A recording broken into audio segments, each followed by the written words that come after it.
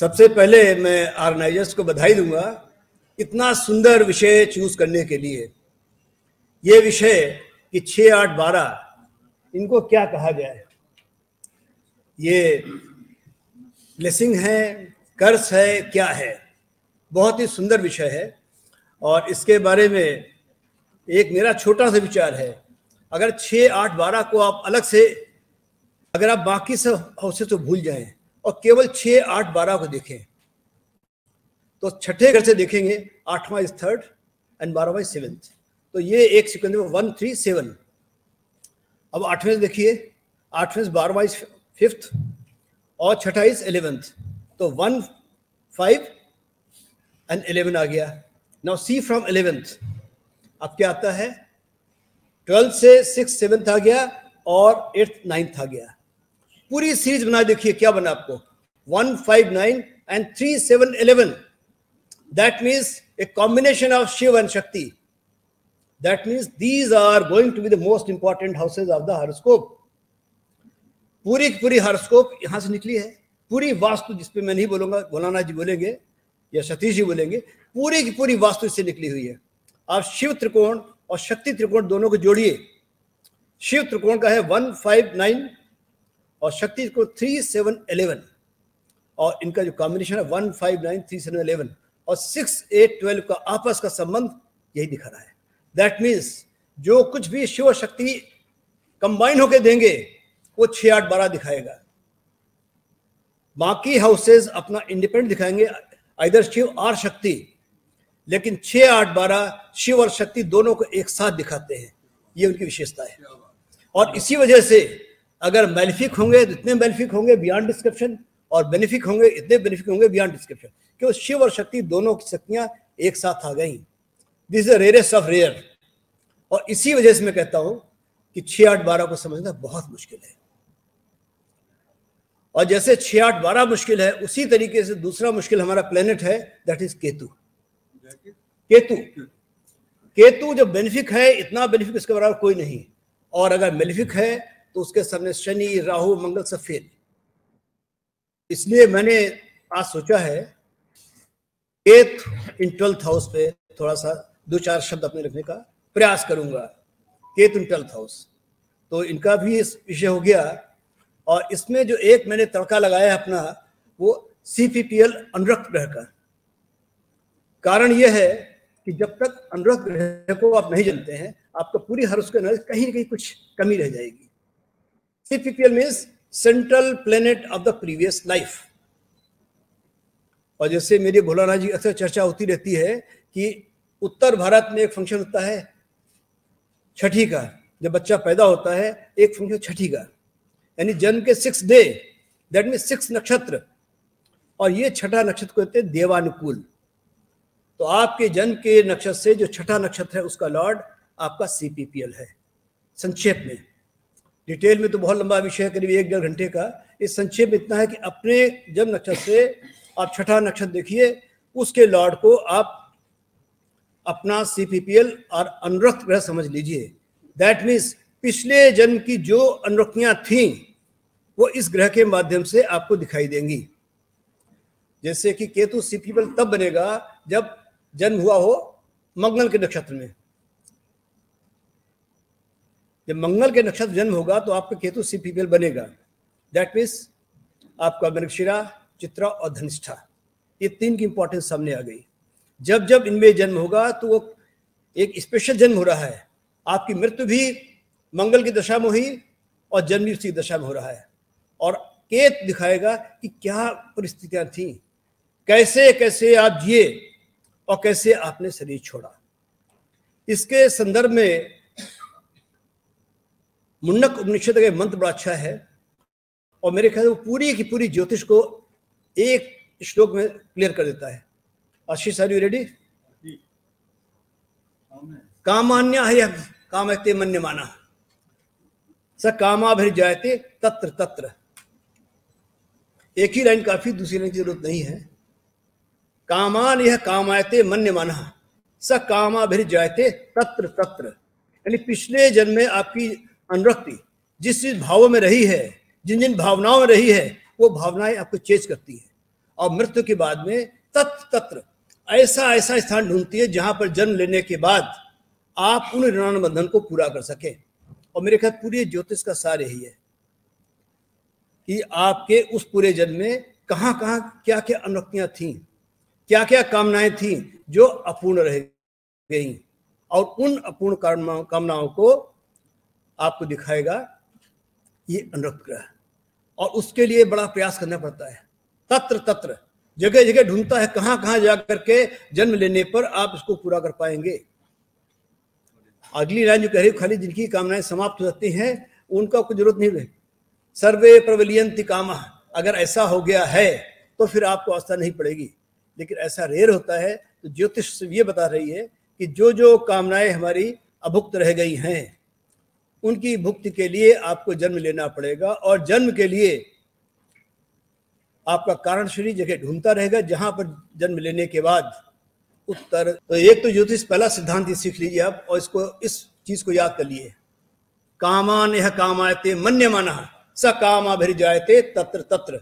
इस सूत्र को याद रखिए, ये आपके पुनर्जन्म के सिद्धांत का बेस है कि आपका जन्म क्यों होता है, कैसे होता है। नंबर 1। इसके साथ में दूसरी चीज और है कि मन एव मनुष्याणाम कारणम बंध मोक्षयो। ये मन ही है जो आपको बंधन के लिए और आपको मोक्ष के लिए पहुंचा सकता है। तो सेकंड पार्ट ज्योतिष में आता है, दैट इज योर मन। लगाया आपने? हाँ, ये वाला क्यों प्रॉब्लम कर रहा है? ये यहाँ वाले पढ़ ही नहीं पाएंगे, फायदा क्या होगा फिर? मन एव मनुष्याणाम कारणम बंध मोक्षयो। मन ही कारण है आपके बंधन का और मोक्ष का भी। तो नेक्स्ट पॉइंट आ गया आपका मन। और तीसरी बात यह 6, 8, 12 से जुड़ी हुई, अगर ध्यान देंगे इसमें आपका मन, आपकी बुद्धि और आपकी इंद्रियां, ये तीनों ही, खासतौर से बुद्धि और इंद्रियां उच्च की भी होती है और नीच की भी होती हैं। जैसे मैं कि शिव और शक्ति की दोनों की शक्ति एक साथ समाहित हो रही है, इसलिए बुद्धि इसमें उच्च की भी हो रही है और नीच की भी हो रही है। इंद्रियां आपकी उच्च की भी हो रही है और नीच की भी हो रही हैं। छठे भाव में शुक्र नीच का हो रहा है, 12 में उच्च का हो रहा है। ऑन द कंट्ररी बुध आपका छठे भाव में उच्च का हो रहा है, 12वें में नीच का हो रहा है। और चंद्रमा 8वें में, बीच वाला जो है बाउंड्री पे, नाइदर हियर नॉट देयर, वहां पे चंद्रमा नीच का हो रहा है। तो ये 3 मेन कंपोनेंट सुख और दुख भोगने के, रिएक्ट करने के, शुक्र, बुध और चंद्रमा, ये तीनों का ही बड़ा स्पेशल संबंध है 6, 8, 12 से, जो ब्रिगेडियर साहब ने आज के लिए सब्जेक्ट चूज किया। Proper opening for your subject. अब नेक्स्ट पॉइंट पकड़ते हैं इसके साथ में। नॉर्मल परसेप्शन है सभी का कि आदमी मरता है, आत्मा शरीर छोड़ देती है और अगले शरीर में चली जाती है। लेकिन गीता बताती ऐसा नहीं है। अगर ऐसा हो रहा होता तो कोई पुनर्जन्म न होता, कोई ज्योतिष नहीं होती। अगर केवल आत्मा शरीर छोड़कर चली जाए और नया शरीर धारण कर ले तो पुनर्जन्म है ही नहीं, कि आत्मा निर्विकार है। तो पिछले जन्म के संस्कार आप कैसे मिलेंगे? ये सुख और दुख जो पिछले जन्म का आ रहा है कहां से आएगा? वो ऋणानुबंधन जिसकी बार बार ज्योतिष चर्चा करता है, ऋणानुबंधन भोगना पड़ेगा, वो कहां से आएगा? दैट मीन्स कुछ और संबंध है। इसके बारे में भगवान कृष्ण अकेले ऐसे हैं कि सूत्र ज्योतिष का है लेकिन मिलता है भगवद गीता में। और इसलिए बार बार बिना भगवद गीता पढ़े हुए आपकी ज्योतिष अधूरी रहेगी।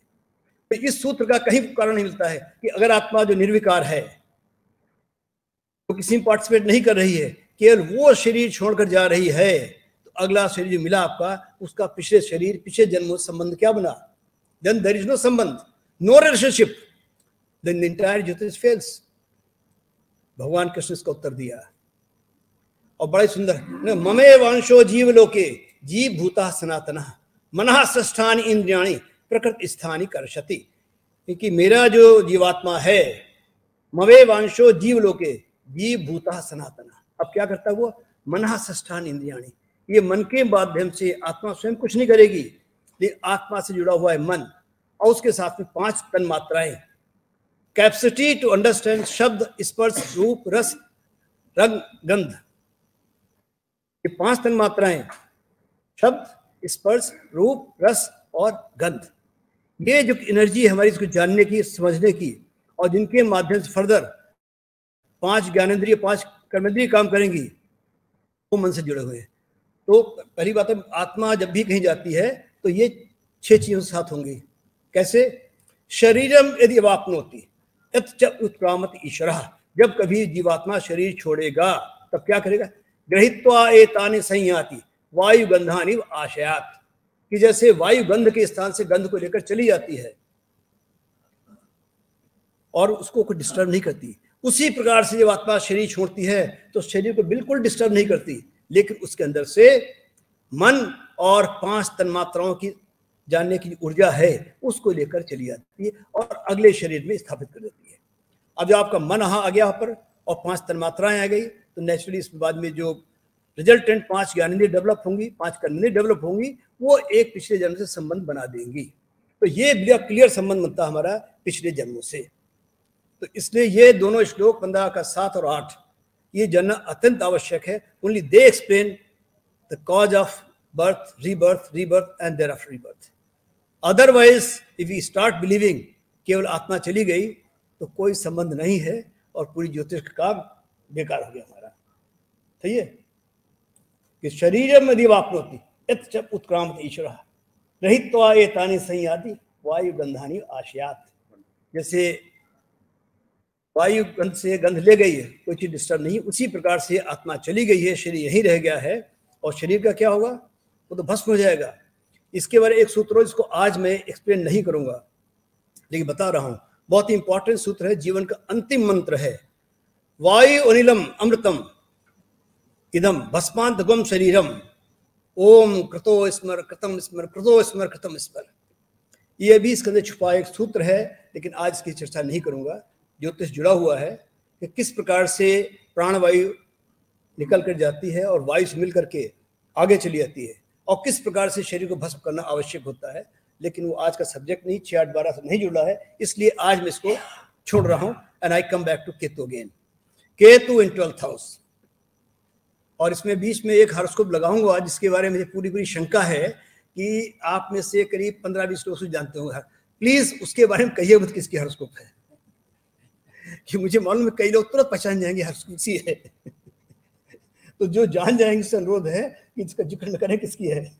सुन ले, देख ले, और केतु 12th हाउस को एज अनुरक्त रहा एंजॉय करें कि केतु 12th हाउस में पहुंच करके अनुरक्त होकर के क्या अनुरक्ति दिखा रहा है, कैसे कैसे दिखा रहा है। तो केतु के बारे में एक चीज और भी इंपॉर्टेंट है, केतु संपूर्ण ज्ञान का कारक है, बृहस्पति केवल मेधा का, केतु पूर्णत्व का, जब देगा पूर्णत्व देगा। कारण क्या है? राहु केतु को डिवीजन हो गया, जब भी राहु केतु आते बीच में कहीं कहीं डिवीजन करेंगे।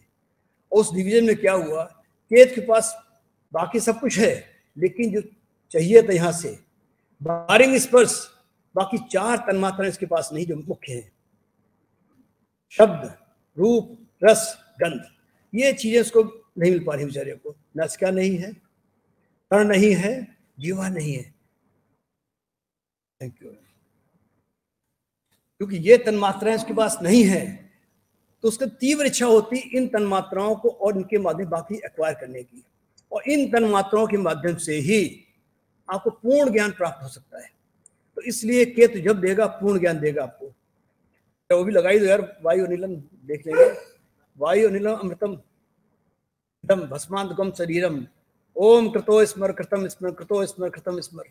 पता होना चाहिए कि जीवन का आखिरी मंत्र है कि अब मैं शरीर छोड़ रहा हूं, हे ईश्वर मेरे कर्मों को याद करो और मुझे याद रखो और शरीर को भस्म होने दो। तो ये जो एक मंत्र में भावना की गई है, इससे ये बता रहा है कि मेरे कर्म जो किए अच्छे बुरे जहां तो क्षमा करिए, अन्यथा उनके हिसाब से निरान देते हुए अगला जन्म दे दीजिए। ये लास्ट मंत्र है जीवन, इसके बाद में और कोई मंत्र नहीं होता। बाकी जो उसके परिवार वाले हैं अपने लिए मंत्र पढ़ते हैं, आदमी का अंतिम मंत्र केवल यही है।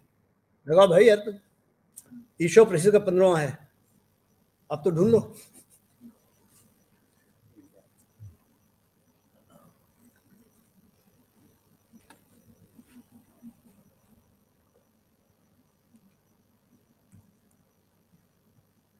अगर नहीं मिला तो हम कहेंगे नवनी ऐसे लिख देंगे हाथ से।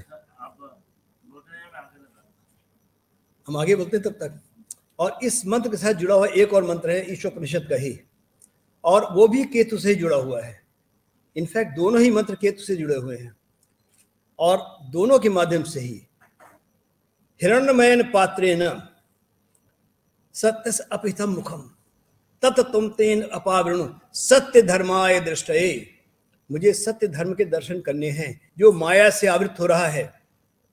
तो जब तक आप कृपा करके इस माया का आवरण हटाएंगे नहीं, तब तक दर्शन कर नहीं सकता हूं मैं।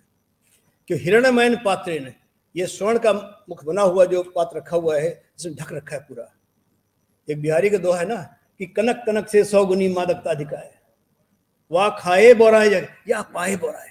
तो ये जो कनक माया मिल जाती है तो बिल्कुल बर्बाद कर देती है। तो माया काम बर्बाद करना, तो वह जीवात्मा कह रहा है कि मैं जानता हूं माया से आवृत हो गया हूं। हिरण्मयन पात्रेण सत्य अपहितम मुखम, तो जो एक्चुअल ट्रुथ है, हाँ ये लगा दी पहला वाला, ये 15वां मंत्र लगा दिया इन्होंने, इसको देख लिया आप। ये केतु की बेसिक डिफिनेशन है, how Ketu operates and why Ketu operates. कहते हैं केतु मोक्ष का प्लेनेट है तो क्यों है, उसके अंदर ये विशेषताएं इसके अंदर है। एक, केतु ही कैपेबल है जो आपके आवरण है इसको हटा करके आगे ले जाए, वही इसका कर्तन कर सकता है। और जब तक कर्तन ही काटा नहीं जाएगा, इस जैसे बच्चे को गर्भ में है, एक जेर उसके पड़ी, उसको काटा जाएगा तब बच्चा बाहर आएगा। उसी प्रकार से जो ज्ञान है उसको माया ने ढका हुआ चारों तरफ से, जब तक उस आवरण को काटा नहीं जाए आपको मिलेगा नहीं। तो ये काटने काम अल्टीमेटली करेगा केतु, कि स्वयं कटा हुआ है उसको काम करना बहुत आसान है उसके लिए, कर्तन उसके लिए बहुत ही आसान काम है। निगेटिव इस्तेमाल किया हुआ है, ढक दिया उसको है। तत तुम पूषण अपावरण, और कोई यजुर्वेदी पढ़ेगा पूखन्न अपावरण कहेंगे, राइट? सही कहा आपने, मैं पकड़ लिया ना आपको। तत तुम पूखन्न अपावरण सत्य धर्माय दृष्टये, दोनों सही है। हाँ, दोनों ही सही है। तो हॉल बैठे चौंक जाए इसलिए मैंने बता दिया। प्रत्येक यजुर्वेदी इसको पूखन्न पढ़ेगा और ऋग्वेदी पूषण पढ़ेगा। उनके यजुर्वेदी के लिए सहस्र शीर्षा पुरुषा और यजुर्वेद सहस्र शीर्षा पुरुषा, तो ये थोड़ा सा भेद होता है कि कौन किस विधा से है। और भोलाना जी बता दिया कि यजुर्वेदी है। केतु लगाओ।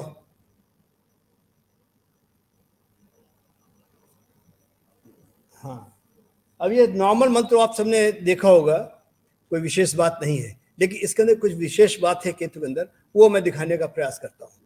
आप हाँ, पहले इसको यूं पढ़ के, केतुम कृणवन अकेतवे पेशः मर्यः अपेश से सम उषद भी अजाय था।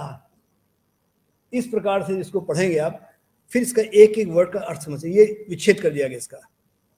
एक्चुअली कई बार क्या होता है कि बड़ा एक डिविशन हो जाएगा कि बहुत बड़ी बात है, इसको मैं एजे में सुनाऊंगा, आप सब वहां रहेंगे, कि कुमारिल भट्ट से लिखे विद्वान आदमी ऐसे ही पढ़ रहे थे और भटक गए। ये क्या कह दिया गया? अप नोक्ते तत तु नोक्ते इति दुरुक्ते, यानी यहां भी नहीं कहा गया वहां भी नहीं कहा गया, इस प्रकार से 2 बार कहा गया। तो उनके शिष्य थे प्रभाकर गुरु, नाम गुरु बाद पढ़ा उनका, उन्होंने खड़ा के एक्सप्लेन किया, साहब ये ऐसे नहीं ऐसे पढ़िए इसको। तो कई बार होता है जब विच्छेद कर पढ़ते हैं तो अर्थ बदल जाता है, और इसीलिए बार बार कहता हूं, प्रवीण जी शुरू किया था संस्कृत क्लासेस करना, लोगों ने इसका पूरा फायदा लिया नहीं। संस्कृत पढ़िए थोड़ी सी, तब आप जानें क्या होता है कि वही चीज कैसे हो सकती है कि यहां भी नहीं कहा गया वहां भी नहीं कहा गया और इस प्रकार से 2 बार कहा गया। तो इसके अंदर का जो भाव था, जब प्रभाकर ने बताया तो गुरु ने कहा, आज से तुम प्रभाकर गुरु। कुमारी भट्ट के संदर्भ में जब भी पढ़ेंगे तो प्रभाकर गुरु किस्सा आता है इसी प्रकार से। तो इसको ऐसे पढ़ना शुरू करिए। अब आशीष एक ही वर्ड का एक ही मतलब लगाइए। मर्या तो मनुष्य हो गया, तो इसमें कोई विशेष बात नहीं आ गई है। हाँ, अज्ञान रूपी अंधकार के विनाश के लिए अकेतवे, केतवे था ढका हुआ था, अलग आ दिया गया, उसका रिवर्स कर दिया, हटाना है इसको, अब हटाने का काम करना है। इस अज्ञान को हटाना है जो मुझे ढके हुए है। ये अज्ञान माया का हो सकता है, मद का हो सकता है, धन का हो सकता है, प्रतिष्ठा का हो सकता है, किसी प्रकार हो सकता है, लेकिन ये हटेगा तभी जब पूरी पूरी कृपा केतु की आएगी। नेक्स्ट, अब आया शब्द केतुम, तब क्या होगा? आपको किसकी प्राप्ति होगी? उत्तम ज्ञान की। तो अगर उत्तम ज्ञान मिलना है तो जो आवरण आपके ऊपर पड़ा हुआ है वो हटना अत्यंत आवश्यक है। नेक्स्ट, अपेश से, अब इसमें शब्द आता है निर्धनता के विनाश के लिए, लेकिन यहाँ पे जो हमारे ऋषि लोग वर्ड इस्तेमाल करते हैं निर्धनता, वो निर्धनता केवल यही भौतिक धन की नहीं है, किसी भी प्रकार के जो आपके जीवन में अभाव आ रहा है, आपके धन का अभाव है, आपके ज्ञान का अभाव है, आपकी बुद्धि का अभाव है, कि कई बार ज्ञान होता बुद्धि नहीं होती है, तो आदमी अहंकार तो होता पूरा पूरा, जानता नहीं मैं क्या कर रहा हूं। अपेक्ष से मैं इसको हटाएं, ताकि मैं हटेगा तो मैं शुद्ध ज्ञान की प्राप्ति होगी। नेक्स्ट, ऋणवन, क्रि धातु है, उत्पन्न करता है ना, कुछ बैठने मजा नहीं आता, पूरा से ठीक रहता है। अब आया सम उत्सवी, अब इसको जब आप एक वर्ड देखेंगे, इसकी जानने की इच्छा करने वाला है। तो जब तक आप साधना नहीं करेंगे, ये मन में जिज्ञासा नहीं आएगी मुझे जानना है, तो जानने की इच्छा मन में उत्पन्न होगी, तब आप कामना करेंगे कि मुझे इस ज्ञान की प्राप्ति हो, ये आवरण हट जाए, ताकि मैं उस शुद्ध ज्ञान को प्राप्त कर सकूं। नेक्स्ट, अजाय था, हो गया पूरा। तो तात्पर्य हुआ कि केत को हमें चाहिए ताकि हम पूर्ण ज्ञान को प्राप्त कर सके और माया का आवरण हट जाए। और इसीलिए मैंने कहा केतु सबसे इंपॉर्टेंट प्लेनेट है, मिस्टीरियस है।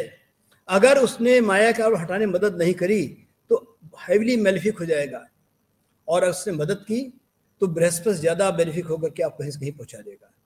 अनप्रेडिक्टेबल, और ऐसा केतु जब आपका अनुरक्त ग्रह बनता है तो कुछ बड़ी विशेषताएं आती हैं। उन विशेषताओं को आज केवल 12वें घर के रेफरेंस में बात करूंगा मैं, सिर्फ केवल 12वें घर के बारे में।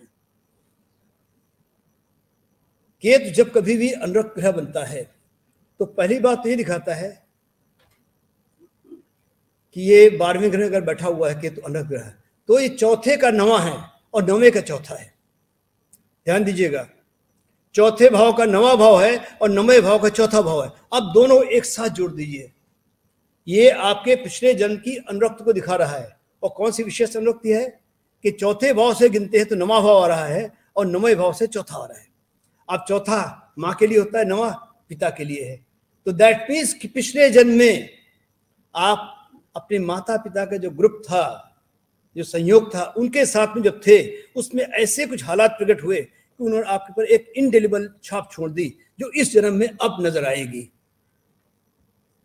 वो छाप कैसी हो सकती है, अब इसको हम लोग डिलीट करने एक साथ करेंगे। नॉर्मली लोग भावात भावम करते हैं, ये भाई इस घर से चौथा है, इससे आठवां, इससे नवा है। मेरा सिस्टम डिफरेंट है, मैं दोनों एक साथ जोड़ता हूं कि अगर ये चौथे का नवा है तो नवे का चौथा भी है, दोनों एक साथ जोड़ दीजिए। तो दैट मीन्स मदर फादर दोनों का इंपैक्ट एक साथ दिखाएगा कि क्या रहा होगा, that too in past life, not in this life. इस लाइफ में क्या हो बात बताऊंगा। तो पिछले जन्म में 12वें घर में 12वां भाव किसका होता है, विदेश का। 12वां भाव आपका कन्फाइनमेंट का भी होता है, मुक्ति का भी होता है, और परमानंद का भी है, आनंद का भी है, और परम सुख का भी है। बड़ी मजे वाली बात है, सब कुछ दिखाता है। लोग उसको कुछ और शब्द कहते हैं, इसके लिए मैंने खाली 3 शब्द इस्तेमाल किए हैं, बाकी लोग पढ़ लीजिएगा कि परमानंद भी है, आनंद भी है, और परम सुख भी है, भौतिक परम सुख भी है, कन्फाइनमेंट भी है, हॉस्पिटल भी है, और VVIPs भी हैं। और इस सिस्टम से बाहर का जो ज्ञान है, जो आपका परिवेश है, उस परिवेश से बाहर का जो ज्ञान है, वो भी 12वां घर ही दिखाएगा आपको। ऐसे 12वें घर में केतु आके बैठ गया, अनुरक्त ग्रह बन करके, जो चौथे से नवा है और नवे से चौथा है।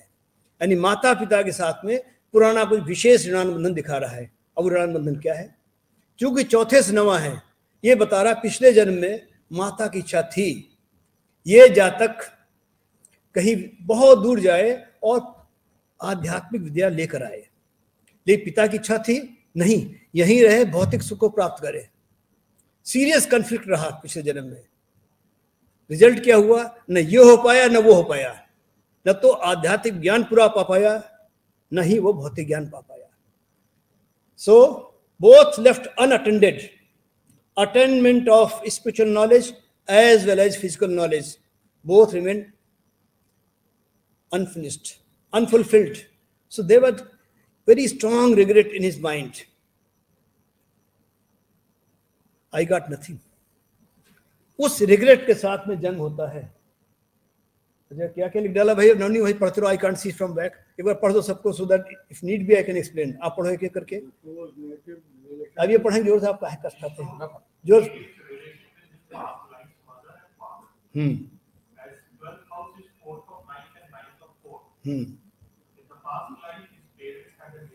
एक्चुअली वही पढ़िए जो मैंने छोड़ दिया उसमें, ताकि उसको एक्सप्लेन करूंगा। जो पढ़ दिया उसको मत पढ़िए।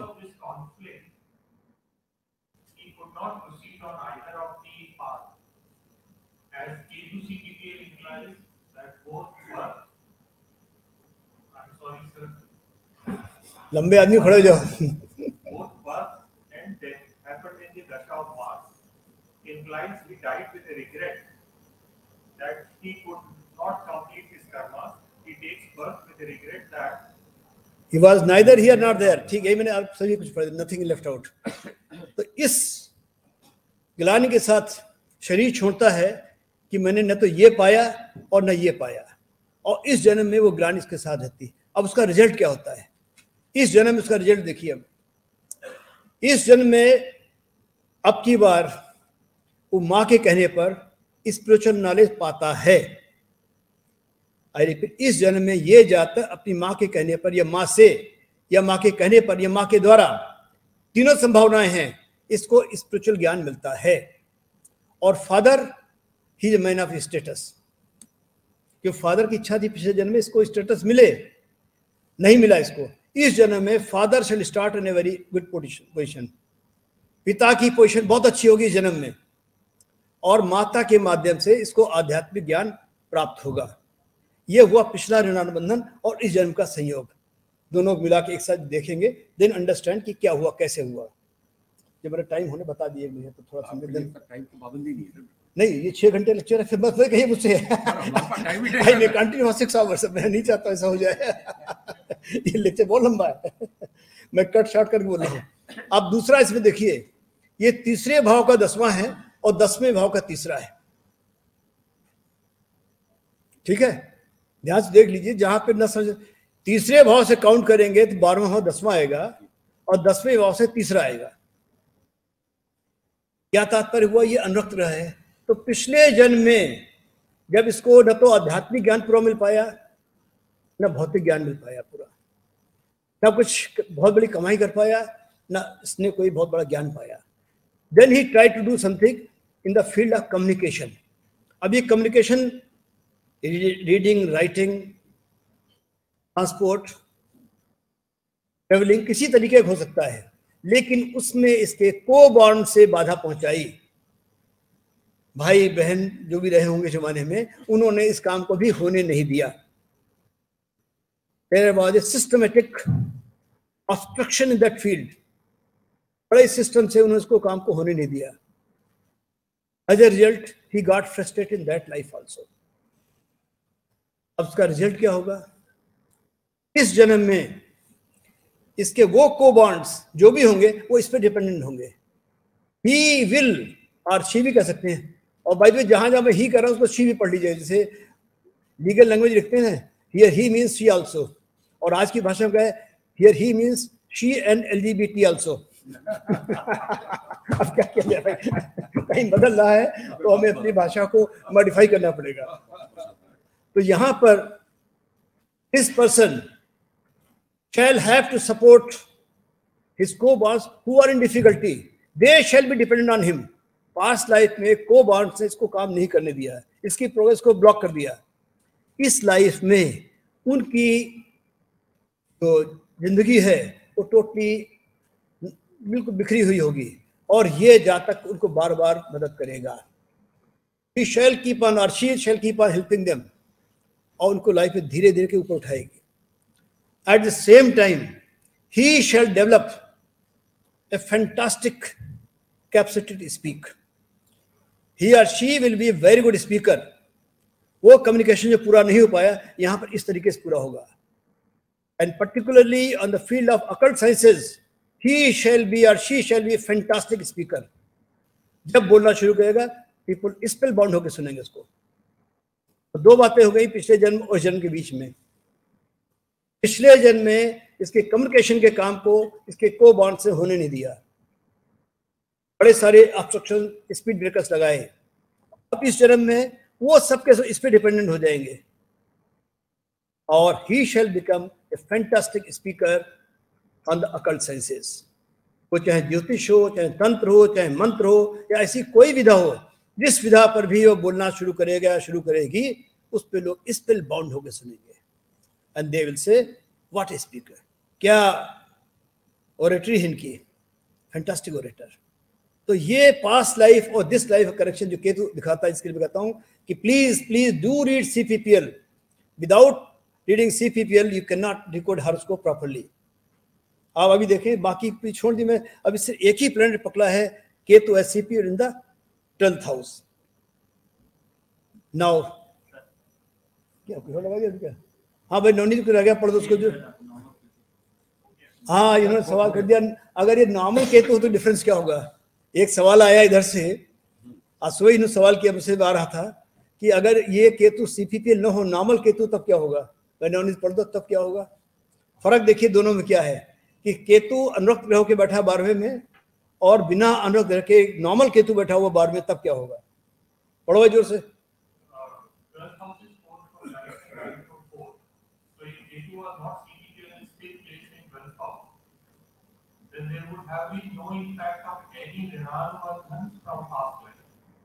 माता और एक माता और पिता को लेके कोई ऋणानुबंध पिछले जन्म का नहीं होगा। ये तभी होगा अगर केतु CPPL है। अगर नॉर्मल केतु बैठा हुआ है जो कि अनुरक्त ग्रह नहीं है हिंदी में, तो उसके ऊपर कोई ऐसा ऋणानुबंध पिछले जन्म का नहीं चला रहा है जिसको उसको फिर पूरा करना पड़े। आगे चले।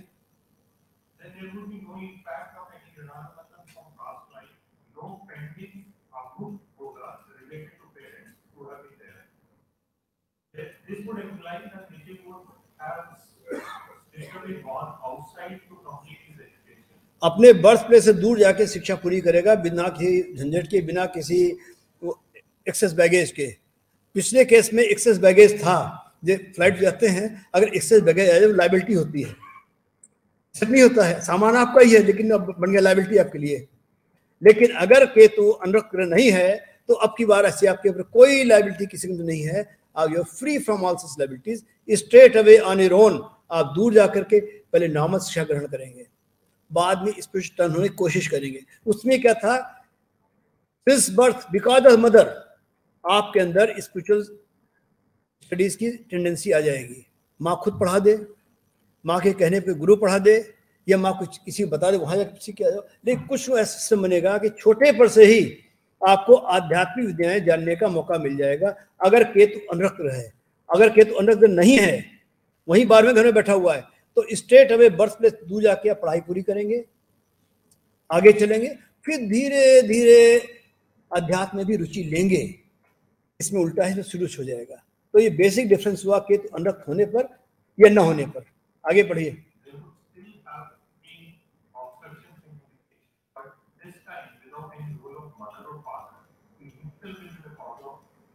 अब की बार भी जो बाधाएं आएंगी पढ़ाई लिखाई में, उसका कारण जहां तक स्वयं होगा।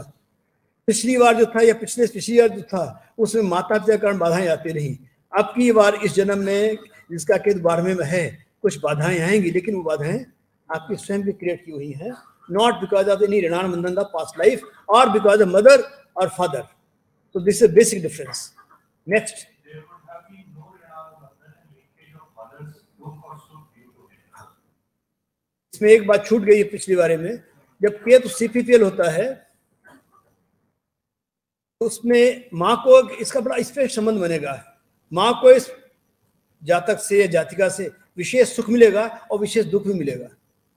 बड़े अजीब सी अंडरस्टैंडिंग होती है कि एक ऋणानुबंधन है पिछले जन्म का, तो माँ के सुख का कारण भी वही होगा और माँ के दुख का कारण भी वही होगा। दोनों ही इन टेंडम काम करेंगे।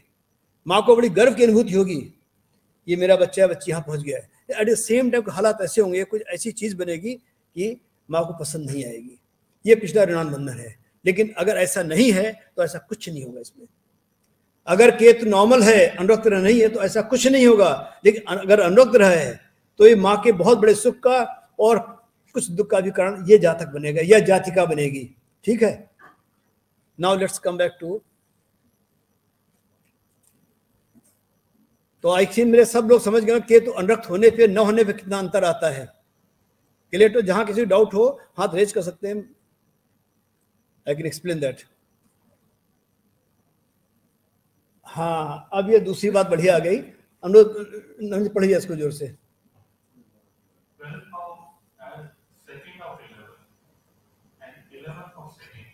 यानी दो धन स्थान हैं, सेकंड एंड 11th। अब इसमें क्या ब्यूटी बन रही है, 11वें की वृद्धि स्थान में जा रहा है और दूसरा धन स्थान है उसके लाभ स्थान में आ रहा है। लेकिन क्या है, ये केतु है, कर्तन करेगा। पिछले जन्म की कुछ ऋणाबंधन लेके आया है। पिछले जन्म में क्या हुआ, इस जातक ने पर फोर्स को इच्छा नहीं थी कि बहुत सारा धन आध्यात्मिक कामों में खर्च करना पड़ा, इसको खर्च करना पड़ा, चाहता नहीं था। पिछले जन्म में जो कुछ कमाया कुछ ऐसे हालात बने कि धन नष्ट होता गया, कुछ काम अच्छे कामों में बुरे नष्ट होता चला गया। लेकिन इस जन्म में क्या होगा, ये जातक अपनी इच्छा से धन को आध्यात्मिक कामों में खर्च करेगा।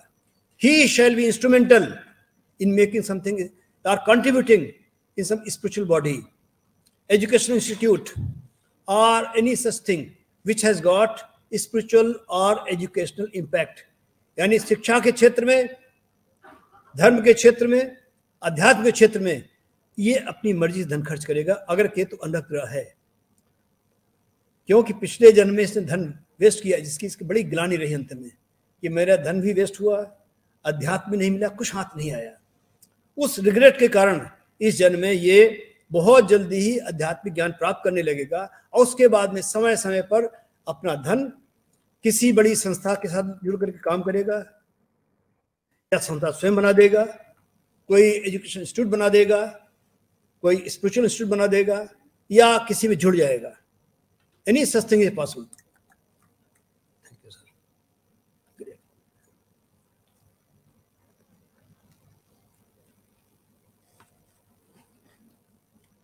तो अब की बार जो धन खर्च हो रहा है उसका इस अनुरक्त ग्रह होने से अपनी बिल्कुल स्वतंत्र इच्छा से, जैसे तुलसी आपने रामायण क्यों लिखी है, तो अपनी इच्छा से, किसी के मतलब से नहीं। स्वांता सुखाए तुलसी रघुनाथ गाथा मातनोती, तो स्वांता सुखाए, अब की बार स्वांता सुखाए, अपनी इच्छा से धन को अच्छे काम खर्च करेगा। लेकिन इन तीनों चीजों के मैंने अब तक कहा है कि चौथे का 9वां है, 9वें का चौथा है, तीसरे का 10वां है, 10वें का तीसरा है और दूसरे का 11वां, 11वें दूसरा है। इनको टोटलिटी जोड़ लेंगे तो एक चीज और क्रिएट होती है। वो चीज ये आती है कि ये आदमी एक वटवृक्ष सरीखा बन जाता है, बहुत अहंकार, और उसके नीचे कोई पनप नहीं पाता। जो रहेगा ऐसे छोटा ही रहेगा। एज ए रिजल्ट इसके छोटे भाई बहन, इसके अपने संतान अगर कोई है या इसका कोई शिष्य कोई है, जो भी हो, इसके लेवल को कभी सरपास नहीं कर पाएगा जब तक इसकी छाया, छत्र छाया में रहेगा। इतनी विशाल छत्र छाया होगी कि जो पौधा इसके नीचे लगाया जाएगा वो एक लिमिट तक ही जाएगा, उसके आगे नहीं जा पाएगा। तो ये इन तीनों को मिला के टोटलिटी में ये नुकसान हुआ उसका, और अहंकार की मात्रा बढ़ती जाएगी, क्रोध बढ़ता जाएगा। और यही केतु का काम है, अगर कुछ देने लगता है पहले टेस्ट करता है कि आप में कितनी क्षमता है इसको करने के लिए, कितनी इच्छा है कि तत्त्वम पूषण अपावरण, इसको हटाने के लिए आप सही में चाहते हैं या केवल ऊपरी भाव से कह दिया गया। कि नॉर्मली जिनको क्रोध बहुत आता हो कहते मुझे क्रोध आता ही नहीं। हमने अब तक ऐसा कोई आदमी नहीं देखा जो क्रोध बहुत आता हो और कह देता हो मैं क्रोध करता ही नहीं, पता नहीं लोग क्या समझ लेते हैं। ये पहली प्रवृत्ति है और केतु इसमें बड़ा सहायक होता है, इस अहंकार को बूस्ट करने बहुत सहायक होता है। तो चौथे का 9वां, 9वें का चौथा, तीसरे का 10वां और 10वें का तीसरा, और दूसरे 11वां ज्ञान। अच्छी बात तो ये हो गई, ज्ञान आएगा, बहुत ज्ञान आएगा, खर्च भी करेगा, सेल्फलेसली खर्च करेगा, लेकिन अहंकार पूरा बढ़ता रहेगा और बहुत बड़ा विशाल वृक्ष बनता चला जाएगा, जिसके नीचे किसी दूसरे पौधे का उसको क्रॉस करना संभव नहीं होगा, टच कर सके मैक्सिमम। इसीलिए ऐसे लोग देखा गया है कि रेयरेस्ट ऑफ रेयर केसेज में जिनका केतु अनुरक्त ग्रह था उसमें हो, उनका बेटा भाई कोई उनके लेवल क्रॉस कर सका हो। ज्यादातर तो वो सब के सब या तो टच कर पाते थोड़ा उसको, या उससे काफी नीचे रह जाते हैं। This is another side of it. अब इसका अगला एंगल आता है कि ये 5वें का 8वां है और 8वें का 5वां भी है। आई रिपीट, 5वें भाव से देखेंगे तो 8वां आएगा और 8वें भाव से देखेंगे तो 5वां आएगा। अब ये एक बड़ा विशेष संबंध बन गया।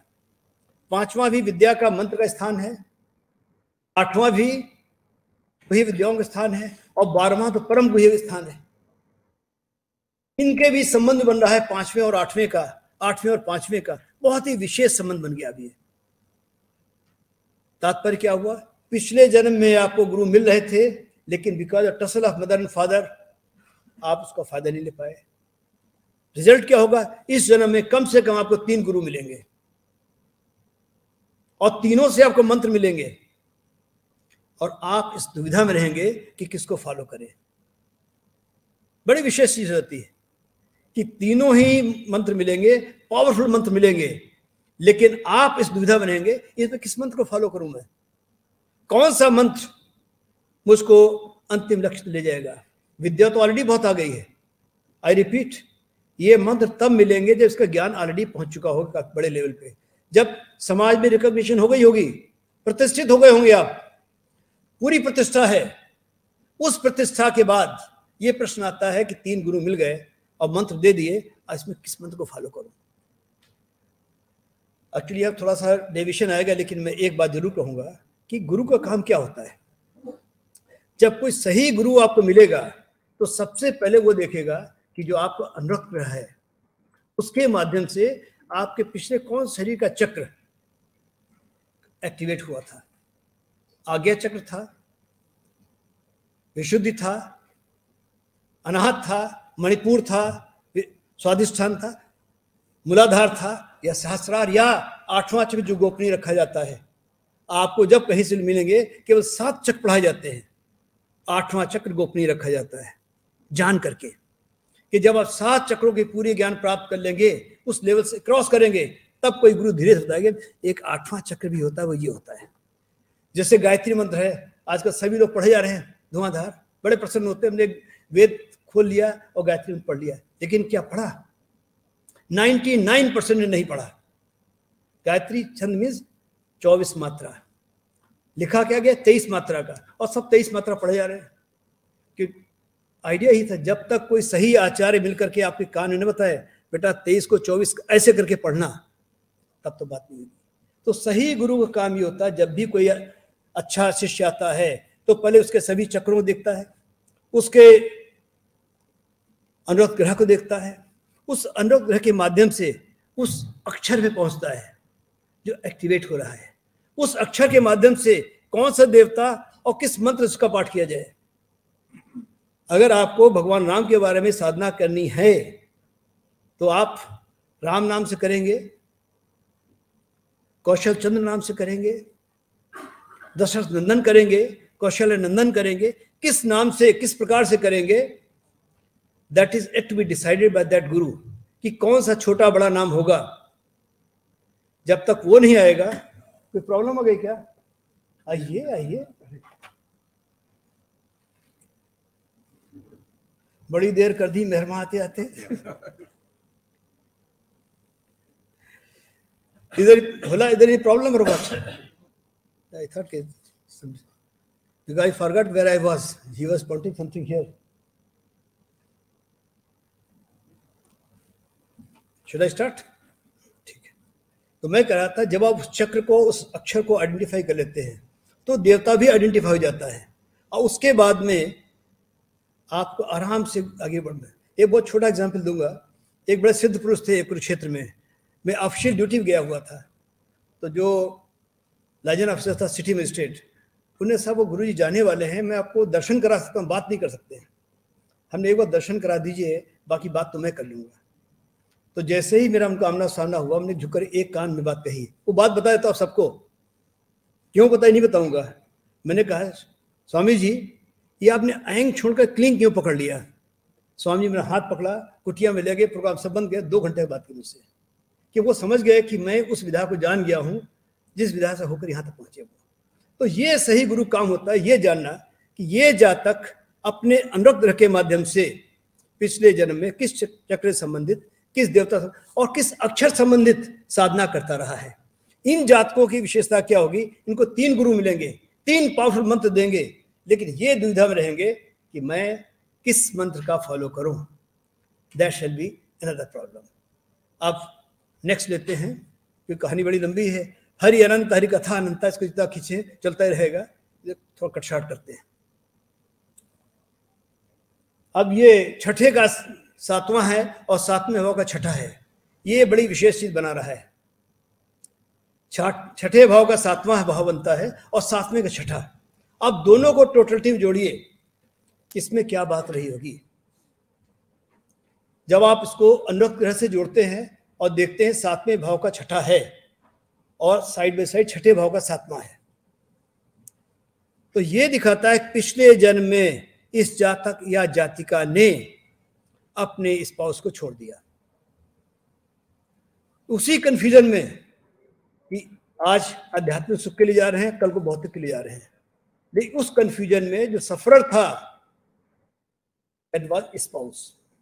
अब रिजल्ट क्या होगा इस जन्म में? अब या तो इसको स्पाउस मिलेगा ही नहीं, नंबर 1।